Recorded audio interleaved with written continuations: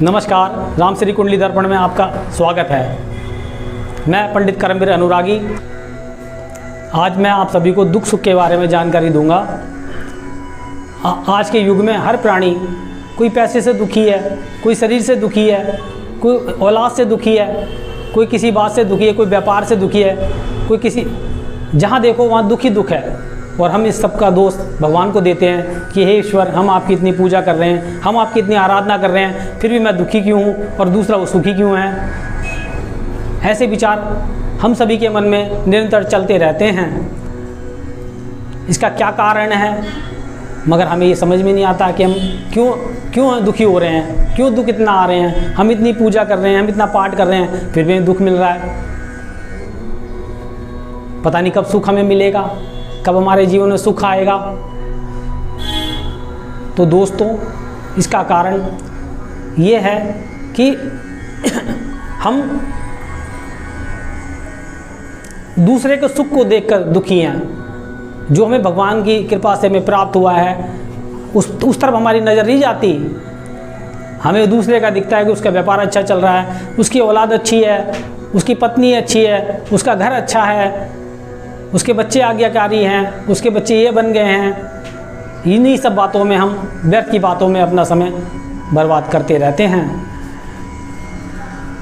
और असली कारण पे हमारा ध्यान नहीं जाता। दुख सुख हमारे कर्मों के आधार पे हमें मिलता है। जैसे हमने कर्म किए हैं, उसी के आधार पे हमें सुख दुख मिलता है।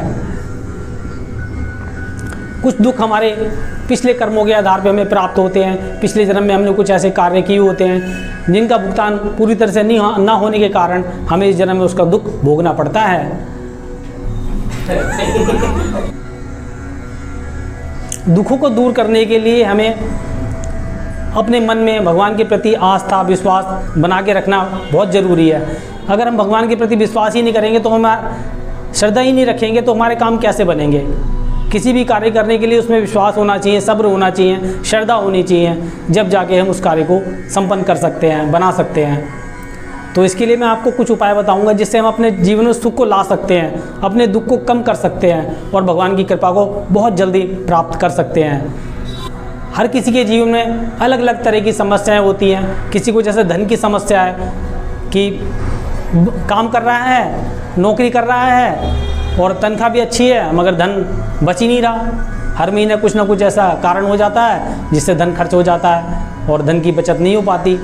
तो इसके लिए हमें प्रतिदिन शिव जी पे जाके जल चढ़ाएं और जल के साथ थोड़ा सा भगवान को दूध अर्पण करें और क्या कहते हैं, कुछ फूल अर्पण करें, धूप जलाएं और भगवान को कोट कोट नमन करें। और जिस तरह से धूप बत्ती, जिस तरह से आप पूजा करना चाहते हो उस तरह से पूजा करें। मगर मन के अंदर, कहने का मतलब ये है कि भगवान के प्रति श्रद्धा बहुत ज़रूरी है। और जो प्रतिदिन नहीं जा सकते, वो सोमवार के सोमवार भगवान को दूध अर्पण करें, धूप बत्ती लगाएं और अपना कार्य पे चले जाएं। हफ्ते में एक बार कर लें वो लोग। और जैसे जिनके बच्चे कहना नहीं मानते हैं और जिनके बच्चे जिद्दी हैं, वो भगवान श्री कृष्ण की आराधना करें। संध्या के समय दीपक जलाएं भगवान के सामने और भगवान से प्रार्थना करें, हे प्रभु, हमारे बच्चों को सद्बुद्धि प्रदान करो। और जैसे हम आपस में बात करते हैं, इस तरह से भगवान से बात करके अपनी प्रार्थना उनके आगे रखें, तो उनकी वो मनोकामना 1 महीने में पूर्ण हो जाएगी। इसमें विश्वास रखें, श्रद्धा रखें, क्योंकि मैन श्रद्धा बहुत ज़रूरी है भगवान के प्रति। हम लोग क्या करते हैं, 2-4 दिन करते हैं और फिर मतलब देखते कुछ हो तो रहा नहीं है, फिर हम छोड़ देते हैं उपाय को। कोई भी उपाय कम से कम 40 दिन तक, 41 दिन तक किया जाता है, जब जाके उसका असर दिखना शुरू होता है। अब जैसे किसी को कर्ज की समस्या है, कर्ज के लिए हमें क्या करना चाहिए, साबुत मसूर की दाल लें और उसे शिवलिंग पे चढ़ाएं और फिर जो हम नित्य पूजा करते हैं, जल चढ़ाते हैं, धूप बत्ती फूल ये सब अर्पण करें और भगवान से प्रार्थना करें, हे प्रभु, हे भोलेनाथ, हे हर कामेश्वरनाथ, हमारे इस कर्ज से हमें मुक्ति मिले। कुछ ऐसा उद्योग, ऐसा साधन बने जिससे हम जल्द से जल्द कर्ज से मुक्ति में मिल सके। ऐसी भगवान से प्रार्थना करें तो हमें जल्द से जल्द हमारे भगवान ऐसी हम पे कृपा करेंगे कि कर्ज उतरने की नौबत आने शुरू हो जाएगी और हमारा कर्ज धीरे धीरे उतरना शुरू हो जाएगा। हमें ऐसे रास्ते मिलने लगेंगे, हमारी मंजिल आसान हो जाएगी। और हमारी जो पारिवारिक समस्या कुछ ऐसी होती है जो हम किसी से नहीं कह सकते, हमें वो ईश्वर से कहनी चाहिए, वो ईश्वर को बतानी चाहिए और पूजन करना चाहिए। तो उससे हमारी जो समस्याएं हैं, घर में टेंशन रहती है, लड़ाई झगड़े रहते हैं, उसके लिए हमें संध्या के समय बेल के पेड़ के नीचे जाके दीपक जलाना चाहिए। जब गोबेला होती है, जब सूरज छिप रहा होता है और संध्या होने को होती है, उस टाइम जाके हमें दीपक जलाना चाहिए। तो उससे हमारे जो घर में जो लड़ाई झगड़े हो रहे हैं वो धीरे धीरे शांत होने लगते हैं और उससे धन में भी बढ़ोतरी होती है इस उपाय को करने से। मगर इसको भी 41 दिन तक नित्य प्रतिदिन करना बहुत ज़रूरी होता है। अगर आपको हमारी वीडियो अच्छी लगी हो तो इस वीडियो को लाइक करें और ज़्यादा से ज़्यादा शेयर करें और हमारे चैनल को सब्सक्राइब करें और कमेंट में राधे राधे ज़रूर लिखें।